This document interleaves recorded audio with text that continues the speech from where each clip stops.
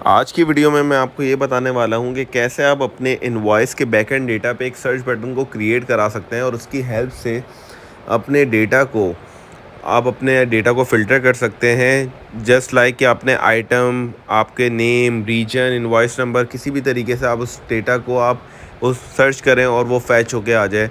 तो ये आज की वीडियो में आपको सिखाने वाला हूँ। पिछली वीडियो में इनवॉइस जिसमें मैंने आपको क्रिएट करना सिखाया था, वहाँ पे भी ये सर्च बटन बनाना सिखाया था, लेकिन मैं इस पे एक पूरी वीडियो बना रहा हूँ ताकि आप लोग ईज़िली इस वीडियो को देख के, सीख के अपने इनवॉइस के बैकएंड डेटा पे या कोई भी बैकएंड डेटा पे आप जो है ये सर्च का बटन क्रिएट करा सकें। तो चलते हैं आज की वीडियो की तरफ।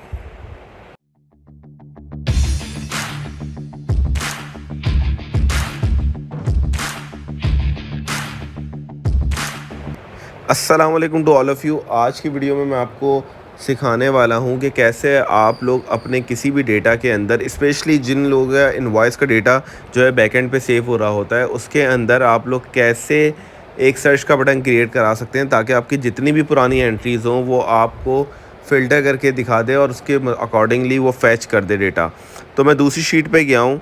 एक शीट पे मेरा डेटा ऑलरेडी रखा हुआ है जहाँ पे डेटा सेव हो रहा है, और दूसरी शीट पे मैं वो डेटा क्रिएट करा रहा हूँ जहाँ पे मुझे सर्च करवाना है, बैकएंड डेटा जिसे कहते हैं। तो ये सारी हेडिंग्स यहाँ मौजूद हैं: serial number, order date, region, representative name, item, units, units cost, और एंड में है टोटल कॉस्ट।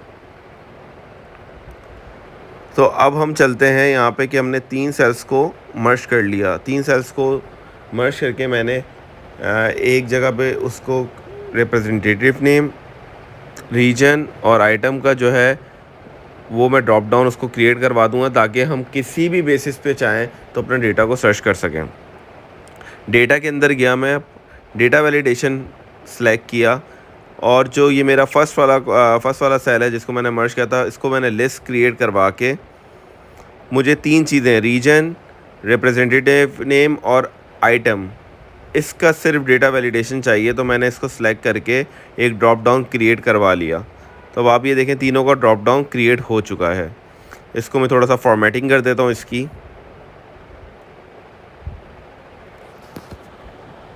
और ये फॉर्मेटिंग करके मैंने इसको जो है वो इसका कलर वगैरह भी चेंज कर दिया है।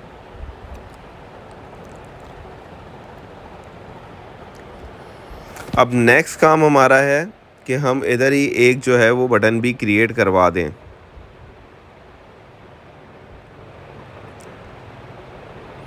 तो अब मैं इंसर्ट के अंदर जाऊंगा, शेप के अंदर जाऊंगा, और एक जो है वो रेक्टेंगुलर बॉक्स जो है मैं क्रिएट करा दूंगा, जिसको मैं एज अ बटन क्रिएट कराऊंगा जब मैं ये सर्च के फंक्शन को रिकॉर्ड कर रहा हूँगा। आपने एक शेप क्रिएट किया, शेप इफ़ेक्ट में जाके आप इस शेप को जो है वो चेंज कर सकते हैं। ये डिफरेंट जो है वो आपको शेप इफ़ेक्ट मिल रहे हैं। आपने कोई भी सिलेक्ट करके इसको बटन क्रिएट करवा दिया। एडिट टेक्स्ट में राइट क्लिक करके एडिट टेक्स्ट में गया और मैंने यहाँ पे लिख दिया सर्च, और इसके फॉन्ट साइज़ को अकॉर्डिंग टू द बटन जो है वो मैंने मैनेज कर लिया। नेक्स्ट काम ये करना है मैंने कि मैंने इसको एडजस्ट करवा दिया अपने डेटा के अकॉर्डिंग या अपने जो है वो शीट के अकॉर्डिंगली, और इसका जो कलर है वो मैंने डार्किश टोन में कर दिया है। अब हम चलते हैं अपने मेन काम की तरफ। डेटा के अंदर से मैंने आपको ये डेटा वैलिडेशन तो बता दिया। अब आ गए हम डेवलपर टैब पे। डेवलपर टैब अगर आप लोगों के पास मौजूद नहीं है तो फाइल के ऑप्शन में जाएं, फाइल में जाएंगे, ऑप्शंस के अंदर जाके कस्टमाइज रिबन का एक ऑप्शन आ रहा होगा आपके पास। तो यहाँ डेवलपर बॉक्स पे अनचेक होगा, आप चेक करके ओके करेंगे तो ये आपके पास टैब इनेबल हो जाएगी। यहाँ पे रिकॉर्ड मैक्रो को मैंने करा क्लिक, और इधर मैंने लिख दिया किस नाम से मैक्रो, मैंने बोला सर्च के नाम से मैक्रो। ओके, मैक्रो मेरा स्टार्ट हो जाएगा जैसे ही मैं ओके करूँगा। तो यहाँ पे आपको नज़र आ रहा है कि मेरा मैक्रो स्टार्ट हो गया है। अब मैं जाऊँगा डेटा वाले सेक्शन में और फ़िल्टर, सॉर्ट एंड फ़िल्टर के अंदर एडवांस का ऑप्शन मैं सेलेक्ट करूँगा। एडवांस का ऑप्शन सेलेक्ट करूँगा तो मेरे पास एक ये विंडो प्रॉम्प्ट होगी। इस पे मैंने सेकंड वाले ऑप्शन पे जाना है, कॉपी टू अनदर लोकेशन, क्योंकि मुझे दूसरी शीट से ये डेटा फैच करके लाना है पहले। तो मैं क्या करूँगा, सेल्स ऑर्डर वाली शीट पे मैं गया और इसको मैंने पूरे टेबल का रेफरेंस दे दिया। सेकंड उसने पूछा क्राइटेरिया रेंज, तो क्राइटेरिया रेंज में मैंने उसको बता दिया ये 2 कॉलम, आइटम और जहाँ ब्लैंक सेल आ रहा है वो, और कॉपी टू कहाँ कॉपी करे, तो मैंने इसके सेल को बता दिया कि कॉपी टू जहाँ पे ये सीरियल नंबर वाली रो है इसके नीचे ही कॉपी करे। पूरी रो मैंने सेलेक्ट कर ली ताकि वो इसके नीचे ही डेटा फैच करके लेकर आए। और जैसे ही मैं ओके करूँगा तो आप देखेंगे सारा डेटा फैच होके आ चुका है। अब मैं क्या करूँगा, अब मैं मैक्रो को जाके स्टॉप कर दूँगा। मेरा यहीं तक मैक्रो का काम था, इससे ज़्यादा इजी मैक्रो शायद ही कोई और होगा। अब आप देखें कि जैसे ही मैं यहाँ पे इस बटन पे राइट क्लिक करूँगा, इसको राइट क्लिक करके मैं असाइन मैक्रो के ऑप्शन पे जाऊँगा और यहाँ मेरे पास सिर्फ़ और सिर्फ एक ही मैक्रो आ रहा है, यानी सर्च का, जो भी हमने रिकॉर्ड करा है। इसको मैं दिस वर्कबुक कर दूँगा, यानी मुझे इसी वर्कबुक पे चाहिए, और मैं इधर अब आके ओके कर दूँगा। मैंने ओके कर दिया तो ये मैक्रो इनेबल हो गया। अब देखें मैं जैसे ही यहाँ पे सर्च करूँगा, फॉर इंस्टेंस यहाँ पे आइटम लिखा हुआ है, इसकी एडजस्टमेंट मैं कर दूँ पहले। एडजस्टमेंट मुझे अपने अकॉर्डिंगली करनी है। अब यहाँ पे देखें आइटम मैंने पहले सेलेक्ट किया हुआ है, आइटम पे मैं ड्रॉप डाउन पे जाऊँगा और मैं रीजन सेलेक्ट कर लूँगा। चलें पहले मैं आपको रिप्रेजेंटेटिव नेम का सिलेक्ट करके दिखाता हूँ। मैं गिल जैसे ही सर्च करूँगा यहाँ पे गिल या स्मिथ, सबसे पहले मैंने स्मिथ सर्च किया तो देखिए मेरे पास 3 रिकॉर्ड आ गए स्मिथ के। इसी तरीके से अगर मैं कोई और नेम सर्च करूँगा तो वो मेरे पास उसका डेटा फैच होके आ जाएगा। लेट्स से मैंने रीजन सेलेक्ट करी तो रीजन में मेरे पास जैसे ही मैं वेस्ट लिखूँगा और सर्च करूँगा तो देखें वेस्ट के सारे केसेस उठ के आ गए। तो इसका मतलब मेरा सर्च का ऑप्शन जो है वो बिल्कुल सही काम कर रहा है। आइटम पे भी कुछ चेक कर लेते हैं। आइटम पे हम बाइंडर्स लिखते हैं और बाइंडर लिखूँगा, देखिए बाइंडर की सारे एंट्रीज मेरे पास आ गई हैं। इस तरह आप अपने स्टॉक इन्वेंट्री को भी मेंटेन कर सकते हैं कि कितना आपका बाइंडर का स्टॉक मौजूद है और कितना नहीं है।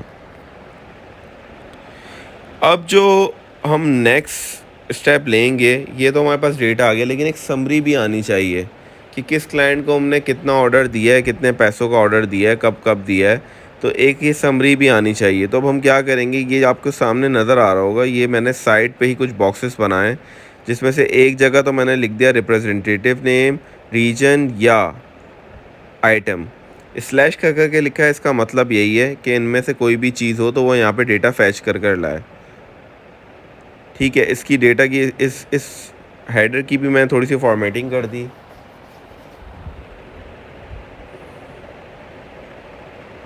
हेडिंग्स चेंज कर दी, फ़ॉन्ट साइज़ को मैनेज कर लिया अकॉर्डिंगली जो मुझे चाहिए था। अब जो है अब क्या नेक्स्ट स्टेप मेरा क्या है, पहले तो मैं जो है मैं कोशिश करता हूँ, पहले मैं आपको सिंपल वाली चीज़ बताता हूँ, यानी यूनिट्स और यूनिट कॉस्ट, इन सबको मैं कर लेता हूँ सम। इस फार्मूले को मैं राइट साइड पे यूनिट कॉस्ट और टोटल कॉस्ट पे भी कॉपी पेस्ट कर देता हूँ। ठीक है, तो अभी मैं इसका सम चेक कर रहा हूँ तो ये एग्जैक्टली यही आ रहा है जो यहाँ पे मौजूद है। देखिए मैं दोनों को प्लस करके भी वो करके चेक कर चुका हूँ, तो यही चीज़ आ रही है। तो ये मेरा काम अभी तक यानी बिल्कुल एक्यूरेट हो रहा है, सही हो रहा है। चेक ज़रूर किया करें अपने काम को, क्रॉस चेक ज़रूर किया करें ताकि आपके काम में एरर के चांसेस कम हों। अब जो है अब मैं आता हूँ अपने मेन फार्मूलाज पे, जो कि है क्या कि जब मैं वहाँ पे रीजन सेलेक्ट करूँ तो यहाँ पे ऑटोमेटिक रीजन उठकर आ जाए, अगर नेम सेलेक्ट करूँ तो नेम आ जाए, और अगर आइटम सेलेक्ट करूँ तो आइटम आ जाए। तो उसके लिए फार्मूला है इफ़ दिस वैल्यू, यानी रीजन जहाँ लिखा हुआ है इज़ इक्वल्स टू, जहाँ पे मेरे पास डेटा में रीजन है, देन रीजन के बाद वाला डेटा वो फैच कर लें, comma if this value is equals to representative name, यानी अगर वहाँ पे भी रिप्रेजेंटेटिव नेम हो और यहाँ पे भी रिप्रेजेंटेटिव नेम हो तो वो क्या करे, वो वेरी नेक्स्ट रिप्रेजेंटेटिव नेम ले ले। आइदर वो जो है वो आइटम का नेम ले ले। तो अब आप देखें यहाँ वेस्ट आ चुका है, ठीक है।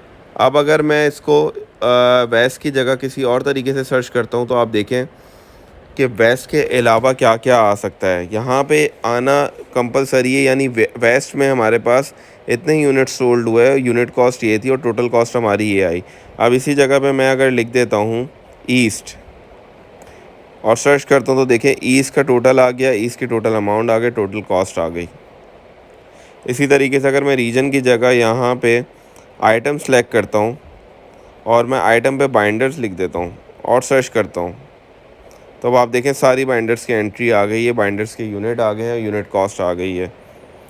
तो ये काम आपको सिखाने का मकसद यही है कि अगर आप कहीं पर स्टॉक इन्वेंट्री को मैनेज करते हैं या कहीं पर आप इनवॉइसेस को मैनेज करते हैं और वहाँ पे इस तरह के आउटसोर्स सॉफ्टवेयर नहीं है या वो लगाने का सोच भी रहे हैं, तो आपके पास एक बहुत अच्छा मौका है अपने बॉसेस के आगे एक अच्छा इमेज पोर्ट्रे करने का कि आप इस चीज़ को जो है वो फ़ौरन से जो है वो अपने एक्सेल में इम्प्लीमेंट कराएं। अगर आप इसको ब्लैंक करके सर्च करेंगे तो ये आपको ओवरऑल डेटा दे देगा, ये बताना मैं आपको भूल गया था। ब्लैंक करेंगे तो आपको ओवरऑल डेटा दे देगा और अगर आप कुछ लिख के सर्च करेंगे तो ये आपको जो है वो उसके अकॉर्डिंगली डेटा दे देगा। तो उम्मीद करता हूँ कि आपको आपके लिए ये वीडियो सिर्फ इसलिए बनाई ताकि ये सर्च का फंक्शन ऑप्शन जो कि एक बहुत यूनिक ऑप्शन है आजकल हमारे पास, जो है हम इसके लिए आउटसोर्स कंपनीज़ को हायर करते हैं और वो हमसे इतने ज़्यादा पैसे लेते हैं। बहुत सारे छोटे ब्रोकर हाउस हैं या बहुत सारी छोटी जगहों पे दुकानों पे ये कंप्यूटर से स्टॉक पे इन्वेंट्री एक्सेल पे मेंटेन हो रही होती है, लेकिन उन लड़कों को